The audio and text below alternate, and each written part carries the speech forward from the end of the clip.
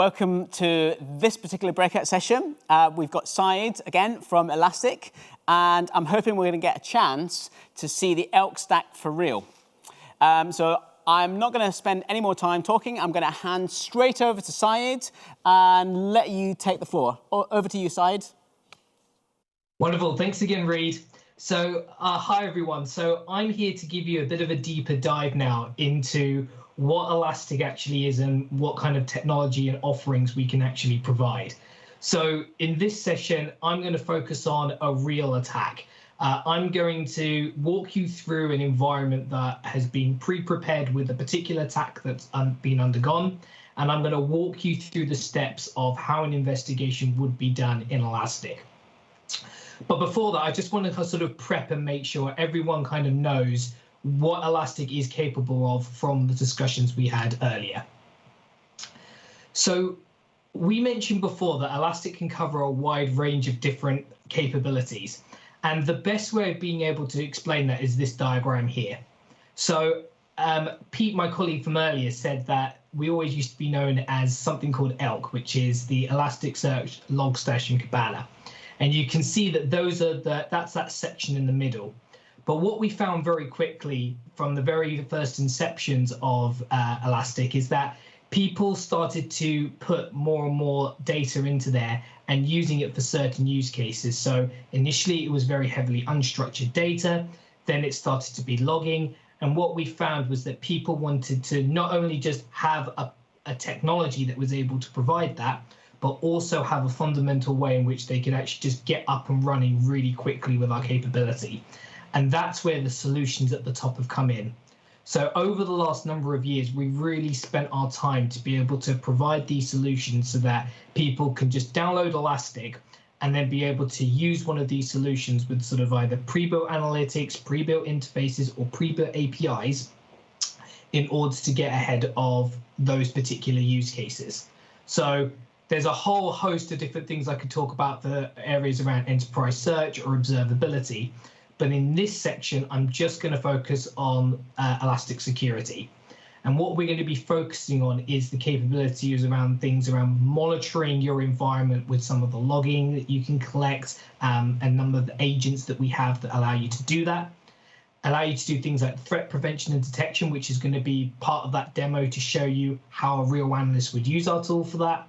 And also then about hunting and incident response. So within an attack that's actually happened, how are we actually going to try and find out what's going on and then keep a record of what's happening? I'm going to cover all of these steps with a real scenario. The last bit to then just talk about on here is that the nice thing with Elastic is it can be deployed anywhere where you like. So you can either download it and run it yourself in a self-managed way, but you could also use Elastic in a cloud with our own public cloud offering of Elastic Cloud. And if security is a concern for this audience, probably is more likely than not, you can also run our software with that orchestration capability we have with our public cloud with yourselves in a local data center or private cloud that you have carved off yourself. And that's using the Elastic Cloud Enterprise or the Elastic Cloud and Kubernetes, depending on what it is that you want to do. So based off that, what I want to give you is then the history of Elastic security, because for me to tell you that that's the history and that people started putting data in that was more logging oriented and we've suddenly ended up at a place that we're able to provide something as robust as a full security solution, it's worth me just going through the timeline as to exactly how this all came about. So Pete mentioned this earlier in the previous session that there's a number of different technologies that have joined forces with us over time, and this slide basically shows a number of those capabilities. So I'm not going to step through each in particular one, but the general overview is that we've added components for things like the front end and ingestion to allow easy ways to get data in and to analyze it. We then started to package that all together with the use of ELK. Then we started pushing the use of cloud so that people can start taking advantage of managed Elastic clusters rather than having to do it all themselves. Then we included a number of other capabilities to help with things like log shippers and training and standardization of data to be able to consistently get data in a reliable way from known places. And then we've started to then build a full SIEM type capability where we've built our app over the top to be able to intrinsically look at all the data and all the logs in that consistent format, ECS, or Elastic Common Schema. And then where we've got to is in the end of 2019, where we actually acquired Endgame, which is an endpoint protection sort of software capability.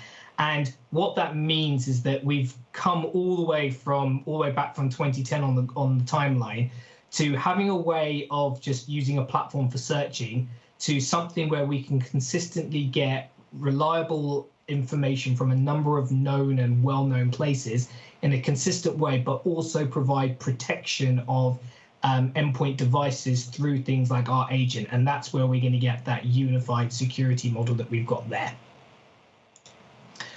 So that's the overview that I want to provide, and I'm going to change tacks here by going straight into a demo. What I'm going to show you is the demo running in a couple of different steps. So to kind of help the way to explain this, this is a real example. There are a couple of advanced techniques that are going to be identified as part of this. I'm going to make it nice and clear, and I'm going to use some zooming and some hopefully some nice clever highlighting to be able to show off all the different areas in here. But you'll basically see all the different parts as I transition on a slide between each of these sections for you to see in a real situation just how it all works.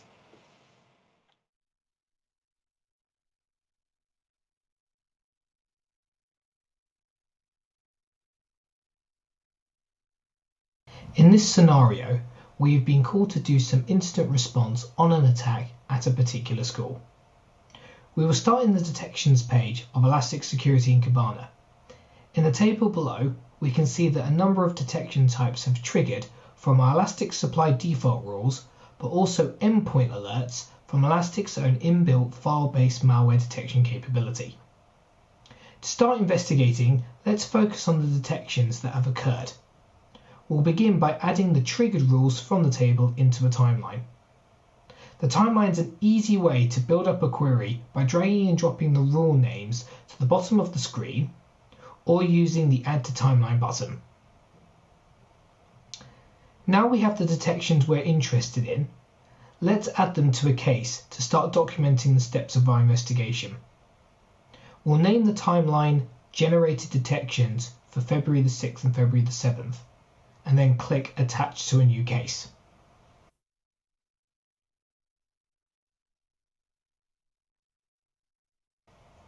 This takes us to the Cases section of the Elastic Security interface. Here we can use Markdown to control formatting and make it easier for others to read. Let's name the case Unknown Attack Investigation for the time being, as we are unsure what is happening at this current time. And also use tags to categorize our investigation. Cases in Elastic can be synced to external case management systems, which can be set up here. Now we've created the case, let's head back to the detection page and find out what's happened.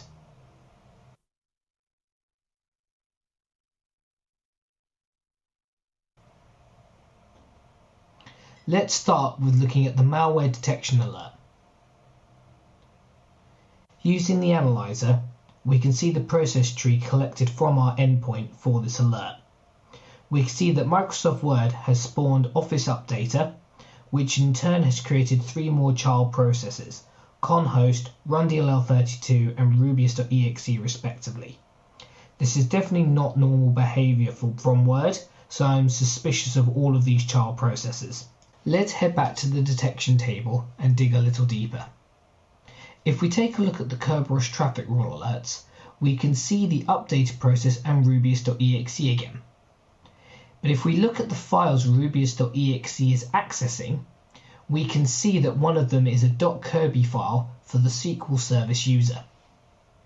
What's happening here is that the attacker is harvesting users, in this case the SQL service user, with the aim to elevate their privileges with these multiple attempts. This approach is called Kerberosing. Given this information, We should take a look and track this activity in a new timeline so it's easy to see what's happening in our case. To make it easier to add rubius.exe to the timeline, we can customize the detection table by adding process.name as a column. As you can see, we have full flexibility to add any field you like from the security data in Elastic. We'll drag rubius.exe into the timeline builder at the bottom of the screen to see the results, and we can additionally filter by dragging and dropping additional fields, which we'll do with host.name into the AND section of the query.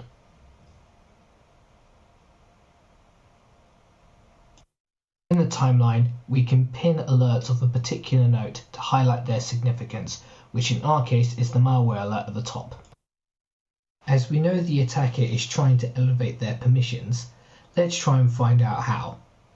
We've already looked at the files in Rubius, so let's take a look at the files for the update process. One of the files changed by the Office updater was passwordlist.txt. This was likely used to crack the SQL Service user we identified from the Rubius file events earlier. Now we're getting more suspicious about the Office updater and that it could be a command and control or C2 agent.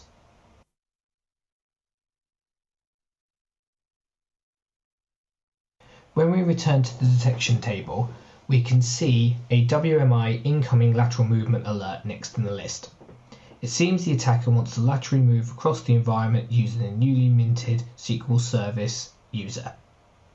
When we click on the link, we can see a description of the rule, its alignment to the MITRE ATT&CK framework, and also the search query that's used to detect the event in Elastic.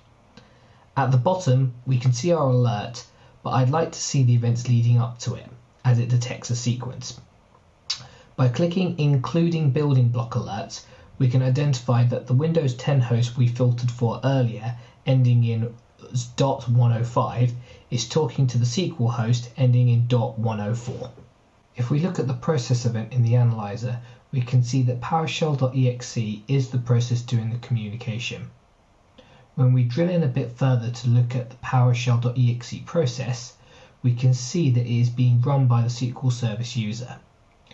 Based on this, it appears the mechanism used here to exploit the Windows Management Instrumentation Command Line Utility, or WMIC for short, is used to deploy the new C2 or Command and Control agent via PowerShell. Let's update the case with what we know so far. There must be communication back to the Command and Control server somewhere, likely via HTTP, but we need to verify that hypothesis. So while we complete our comments, let's go and find out and build a new timeline to test this. As we know, the PowerShell.exe process was run by the attacker's credentials, SQL Service. Let's start by adding that to the timeline.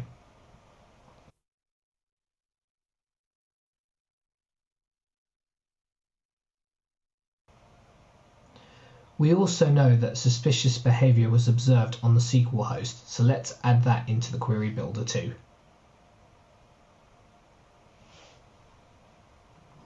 It looks like there is a lot of communication to a local IP ending in .107, but it's not one we recognize. Let's investigate what these connections are by looking at one of the connection events.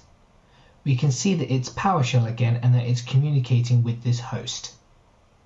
If we take a look at the network events for PowerShell, we can see it communicating to that suspicious host 192.168.20.107 using port 80, HTTP traffic as we suspected. To further prove whether all of the events in the timeline are communicating in the same way, we can go back to the timeline and add the destination.port as a new column to the table. That way we'll be able to see what port number is being used for all of these particular events. Looking at the events, it does seem that port 80 is being used for all of them. The final step is to confirm what else has been communicating with that .107 host seen earlier. So let's use the network context view to find out more. Here in the source IP section, we can see the two servers from before. the Windows 10 host on .105 and the SQL host on .104. It looks like all the hosts we've been investigating so far are communicating back to this host, so let's add this information to the case.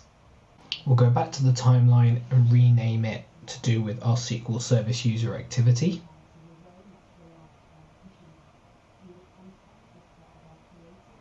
And then add this to our existing case from earlier.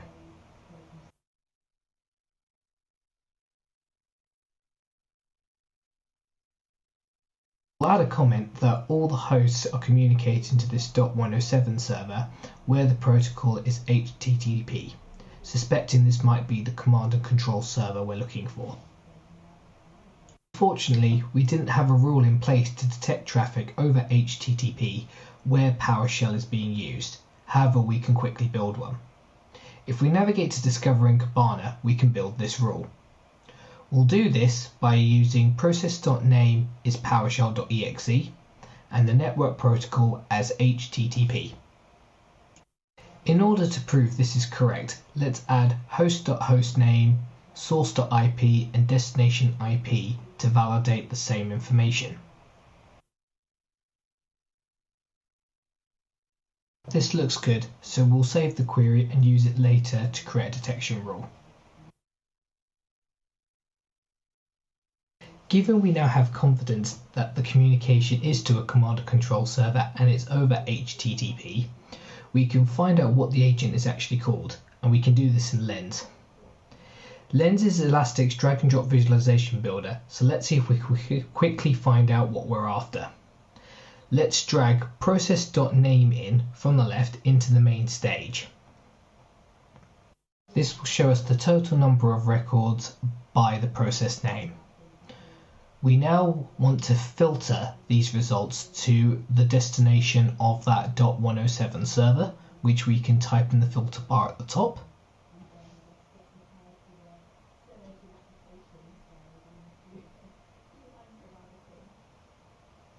And then we want to break down this graph by the protocol so we can confirm what we've just seen in Discover.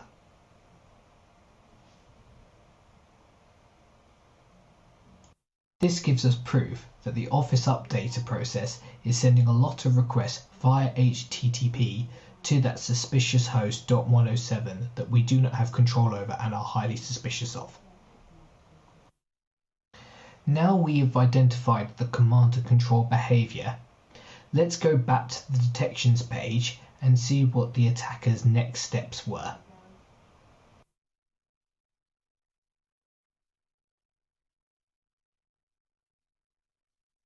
The next alert types are the memory dump and potential credential access rules. Let's take a look at that memory dump event in more detail. We can see PowerShell again executing a file called legitfile.exe. If we look at the file events for legitfile, we can see that it's created a lsass.dump file. Now let's check the analyzer for the potential credential access rule alert as well and see if we can see the same process. They are the same, and that's because the rules are very similar. But there's a crucial difference between them that's worth highlighting to identify what the attacker is doing. If we browse to the LSASS memory dump alert itself, we can see the description and the definition that is used, and it uses a standard query to detect a memory dump file. However, if we look at the potential credential access rule, we can see that this rule goes beyond just detecting the memory dump file. It uses equal, or event query language, to search for a sequence of events that gives us more confidence that this activity is malicious. This is an advantage in Elastic, that we can leverage multiple fields and even multiple query languages for ultimate command over your data. Now we know more about the rules and what they mean. What's interesting is that in the analysed events, the legitfile.exe appears to be the process procdump that's just renamed to hide the attacker's tracks. However, this didn't fool our Elastic agent on the endpoint detecting the suspicious behavior. They've done this because they want to crack the dump file to get credentials of a user that has even more privilege to gain more access. Now we know this, let's look at the next rule in the detections table. This is the Who Am I alert. When we analyze the event and look at the whoami.exe process,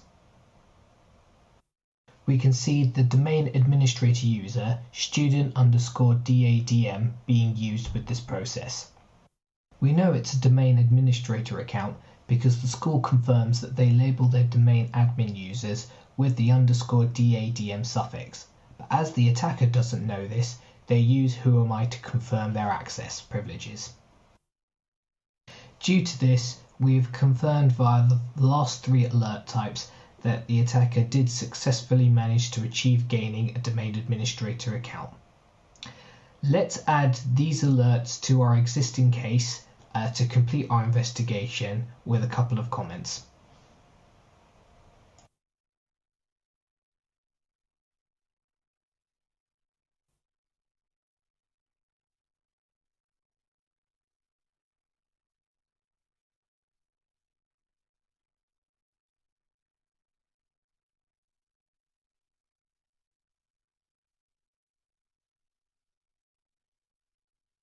We also know this is an APT 28 attack based on the types of rules being triggered and their links to the MITRE ATT&CK framework, so we can update our case title and tags to reflect this.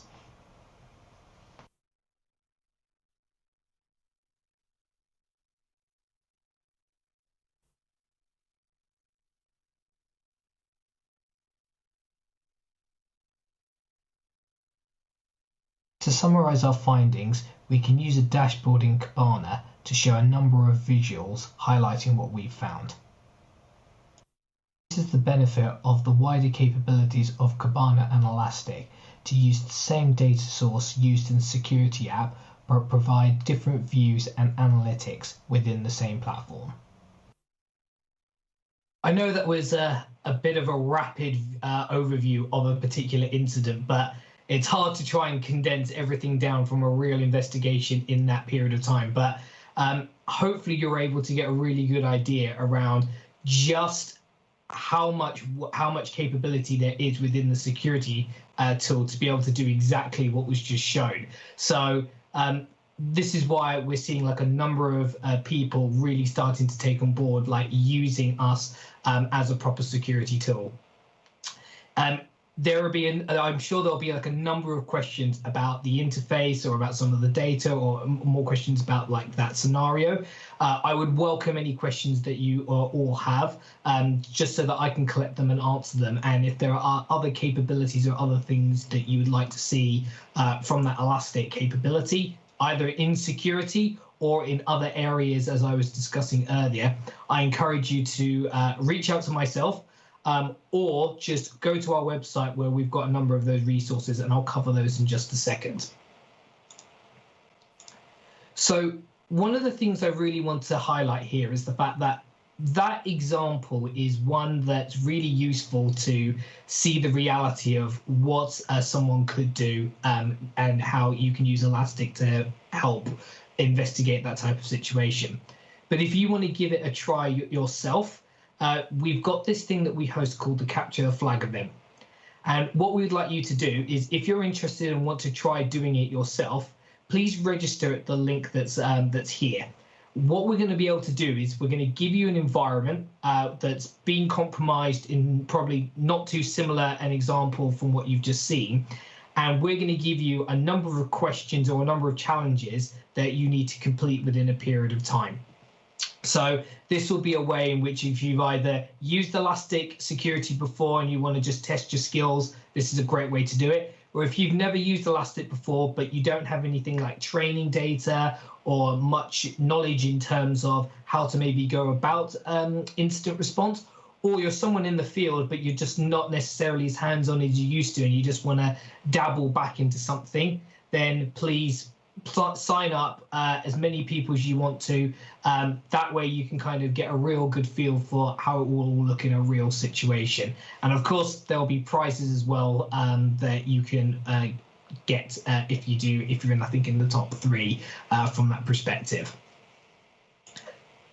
So we'll make sure we include that link elsewhere during the event. But as I was saying before, really what I want you to take away from this is that that's one of the 3 main solution areas that Elastic focuses on. And I absolutely have not covered all of the functionality that's in Elastic. There's a whole load of capability around something called Fleet and our endpoint protection capability that's in there. And then from things like observability, where we've got sort of our logs, metrics, uptime, and APM capability. There's so many things to try for you to get up and running. And what I would suggest is that you can just go to demo.elastic.co to see an example of an environment that's kind of ready for you to play with, or even try a instance of Elastic in the cloud by just doing one of the trials for security here. But we also encourage you to connect to us on Slack as well, just so that you can communicate with us. And again, it's building that community.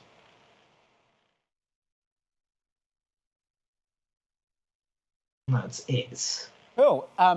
Thank you so much, Syed. Fascinating. It was great to get a real deep dive just to see it for real. I was just thinking about the whole sort of detective story there. Really, really great.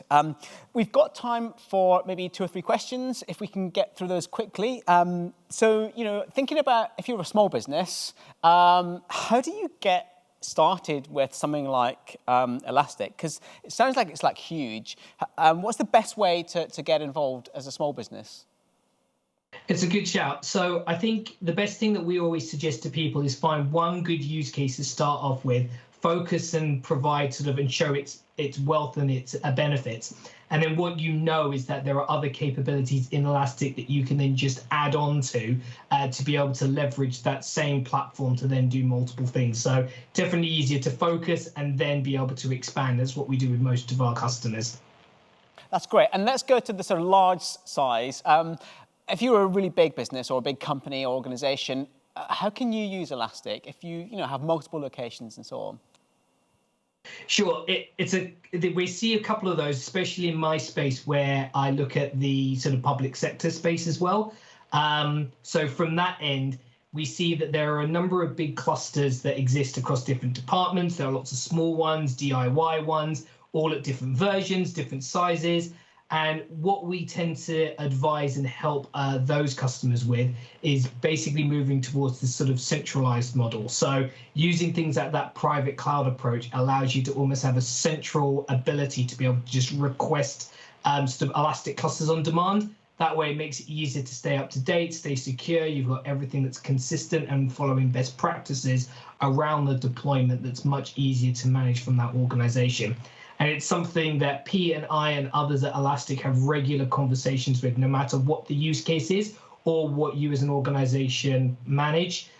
We will be able to provide an advice that allows you to sort of take advantage of the sort of Elastic at scale, either if it's sizing and architecture, technology change from moving from self-managed to the cloud or using Kubernetes. I would just advise that you understand that tech roadmap yourself. We can then align to you and most likely line up with centralization. Cool. And you've probably answered this a little bit already with the capture the flag exercise, but if you're a new user or a student, what's the best way to get involved? Yeah, I'll make this very quick. The easiest thing to do is to sign up to the trial and download the software. You can download trials and free versions of the software. So I would just strongly suggest you get a look at the docs, look at some of the webinars, look at these events, and just start playing and signing up to these hosted events that we offer. Great. And Pete, you've been waiting patiently. Final words to you. Community, community, community. Just work with people in and around the community who are using Elastic. That's the best way for people to learn alongside the stuff that Syed's been talking about.